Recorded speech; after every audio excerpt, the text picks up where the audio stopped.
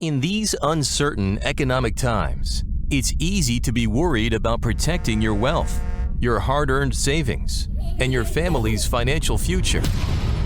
Plunging interest rates, the devaluating dollar, and political unrest constantly threaten what you have worked hard to earn and all that you own. That's why now it's more important than ever to protect your assets and have the money you need to make your dreams come true. Welcome to the Global Wealth Fortress Report with successful global entrepreneur and wealth preservation expert Joel Nagel. Joel's helped thousands of people just like you protect what you have so that you can make even more and make your every dream come true. So, sit back and enjoy Joel Nagel's offshore expert advice on how you can live the good life at a great price, where the sun never sets on your financial fortress. Hello and welcome to another edition of the Global Wealth Fortress Report. My name is Joel Nagel. I'm coming to you today live from the Best Western Resort on Ambergris Caye, Belize. And I'm here with my very longest and dearest friend, Mike Cobb, who's CEO of ECI Development, the company that has built this resort. Mike's been involved in many things, and we're going to jump in and talk about those things that you've been involved with over the last 25 or 30 years, Mike. But, you know, I thought maybe it would be interesting to start with your personal story. Can you tell us how you ended up in this beautiful paradise? Absolutely. Good to be here. Nice to hang out with you here in Belize and talk a little bit about how, you know, we got started here. I actually came to Belize on my very first trip in 1993 at your invitation, actually. I remember I was in the computer business outside of Washington, D.C., and I was sitting at my desk. It was a Tuesday. I get this phone call from my old college buddy, Joel Nagel, and he says, "Hey, Cobster, what are you doing this weekend?" And I said, "I don't know, why?" He goes, "You want to go to Belize?" I'm like, "Yeah, absolutely." And then I'm kind of like scratching my head like, where's Belize? Anyway. Yeah, like a lot of people, I think when, at least in our age demographics, we learned it as British Honduras in school. Yes, we did. Didn't actually become Belize until 1981, and by then you'd probably already had your geography class. I had. I was 1 year away from, well, I guess I would have been junior year of high school. There you go. I probably should have learned it in high school. But anyway, but no, you know, it was just a fun trip. You invited me down. You had some work to do, some asset protection work for some physicians. And for me, it was just a fun, you know, long weekend. And the thing that really struck me and got me so excited about Belize was as soon as I got off the plane here on this little island of Ambergris Caye, I just said to myself, holy smokes, this is probably what Key West was like 50 years ago. And if that was the case, oh my gosh, I mean, just start thinking about this time machine opportunity, sort of like Back to the Future, right? If you know what's going to happen, right, you can really make some very incredible investment decisions. And so, you know, I don't know, a couple months later, you were coming back. I came back with you, and we bought some condos here on Ambergris Caye, and that really was the start of my experience here, and then it rolled into several businesses over time. But it was a vacation. It was a vacation and seeing opportunity. And again, just to stay on the personal front for a few more minutes, after the business opportunities presented themselves, you and your new wife at the time, now you've married, what, 26 years? 20, you better get that right. So at the time, Carol, you had just gotten married, and the opportunity presented itself where you actually moved here. Yeah. So I know some of our viewers might be contemplating moving here. Talk a little bit about what it was like when you moved here 25 years ago. Maybe compare and contrast that with now, what it's like living here in San Pedro. Yeah, very different. We moved here in September of 1998. We lived here through February of 99, so about 6 months. And every street on the island was sand. There were no paved streets. There were a couple grocery stores. There might have been, 30 resorts on the whole island. And the largest resort was a place called Ramon's with, 60 rooms. So, I mean, a very, very quaint, diving, niche destination, and almost no families, very few women, mostly men, fishermen, divers. And now, 25 years later, there are probably 50, 75 resorts. There's one, we have a branded Best Western. There's one Hilton property. There are 2 Marriotts under construction, one of which is ours that's under development. So we're just now seeing the transition into a branded hotel destination. And that's really a transformative moment for Ambergris Caye, but also for the country of Belize. It's a big deal for the country and a big opportunity for folks looking to get involved here. Yeah, and I think maybe if you're willing, over the next few days, maybe we could visit on some of these business issues and some of the investment options. But again, specifically to living here, describe what it would be like for somebody that said, hey, I like seeing what's going on in Belize. What would it actually be like to move there and live there? Just give a quick couple thoughts about that. You know what? 25 years ago, it was a challenge to live here. My wife and I, we really couldn't find a peer set that we enjoyed spending time with. There were almost no expats, a very small professional class of folks, and we had people we could see and associate with, but we didn't really find a peer set. Today, that's very different. I'm guessing that there are probably 10,000 expats living on the island. There's a professional class, everything from doctors to developers to hotel owners, veterinarians, shop owners. I mean, it really has transformed in a way that makes it a fun place to live. And we've seen, again, it go from maybe a few hundred expats to many thousand expats at this point who call Ambergris Caye home. Great. Well, like I said, I think we're going to be here for another 4 or 5 days together. So I'm going to invite Mike to come back. A few other folks that live here and work here, I'm going to invite them in to be part of the program for the next few days. I think it's really interesting for our viewers to get a firsthand experience of what it's like to really live here and work here. So until next time, I want to thank you for joining me and my special guest, Mike Cobb. Until our next episode, I want to wish you health, I want to wish you happiness, and I want to wish you a wealth that can't be taken or destroyed by others. See you next time. Goodbye. Thanks for joining Joel Nagel and the Global Wealth Fortress Report, a whole new approach to asset protection and estate planning, so that now you can live the good life at a great price, where the sun never sets on your financial fortress.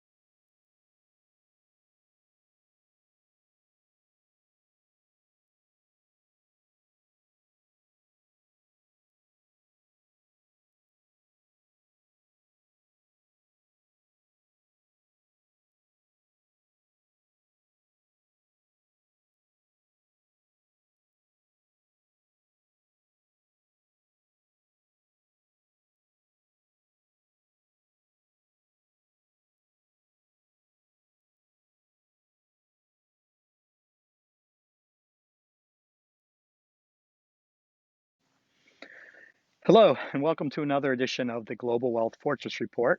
I'm Joel Nagel. I'm coming to you today from the Grand Bayman Resort on Ambergris Caye, Belize, uh, just outside of the town of San Pedro.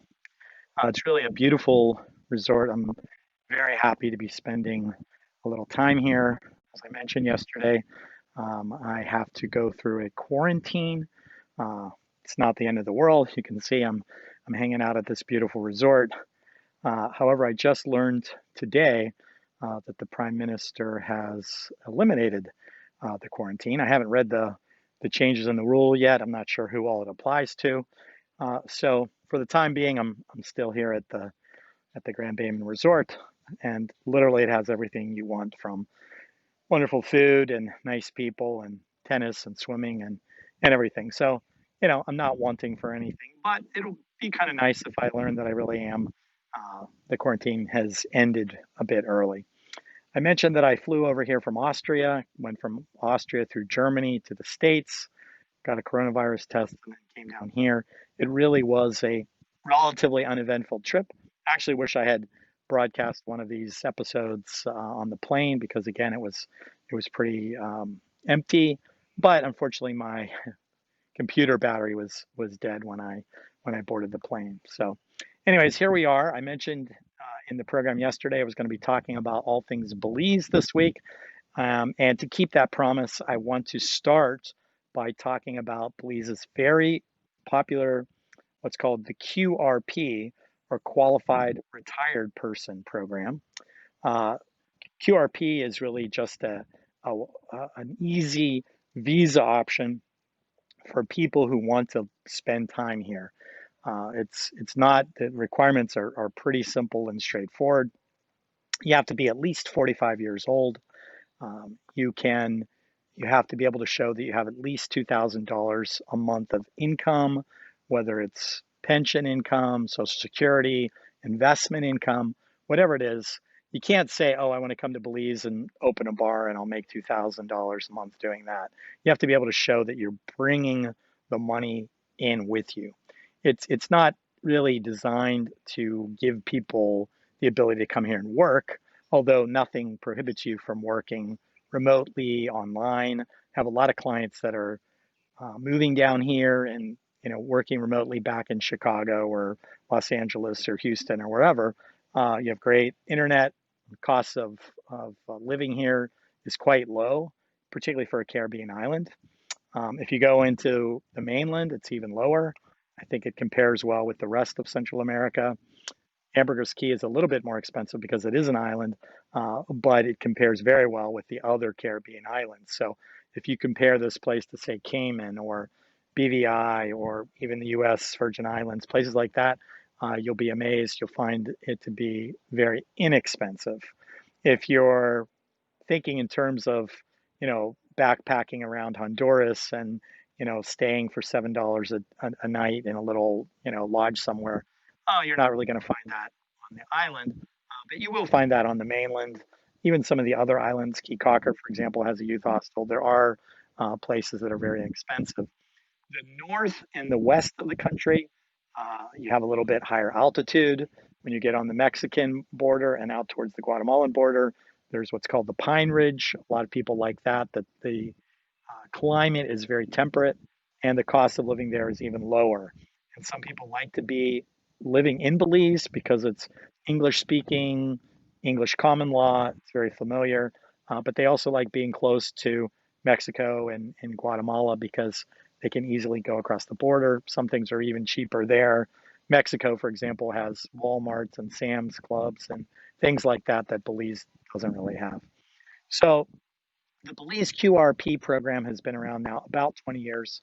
My law firm helped really implement the program when it first started. We probably process more QRP applications than virtually any other firm out there. I'm sure there's others. I don't have the statistical numbers, but I know that we process a lot.